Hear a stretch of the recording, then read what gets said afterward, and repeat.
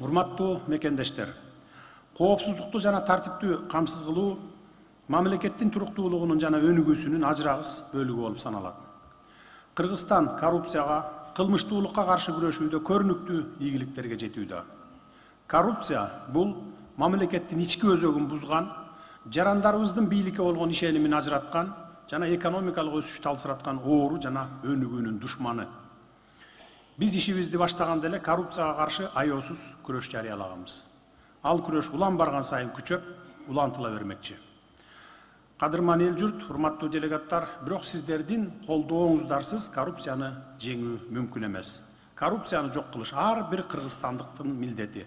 Ошондуктан милдеттүү түрдө колдоп турушуңуздар керек. Дүйнөлүк банк жүргүзгөн калктын социалдык экономикалык мониторингинин жыйынтыктары коррупция менен күрөшүүгө ишенген жарандарыбыздын колдоосу күн санап көбөйүп жаткандыгын тастыктады. 2021 жылы шаар тургундарынын арасында колдогондордун саны 60%ды түзсө, 2024 жылы 83%ды, ал эми айылдыктар арасында 83%дан 89%га чейин өскөнүн көрсөткөн. Бул Дүйнөлүк банктын жүргүзгөн сурамжылоосу жана анализи. Демек, биз коррупция менен күрөшүүдө туура багытта баратабыз.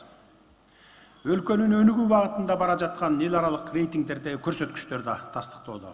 Мисалга алсак, тынчтыктын глобалдык индексине ылайык 2023 жылы Кыргызстан 101 орунда эле, ал эми 2024 жылы 77 орунга көтөрүлдүк. Бул жерде көрүнүп тургандай, бир эле жылдын ичинде биз өзүбүздүн абалыбызды 24 позицияга ишенимдүү жакшыртканбыз. Башкача айтканда, өлкөбүздүн коопсуздугу 24 позицияга артып, улуттук коопсуздугубуздун бекемделгенин күбөлөндүрүп турат. Биз Кыргызстан коопсуздуктун, туруктуулуктун жана мыйзамдын үстөмдүгү орногон мамлекет болушуна умтулуудабыз.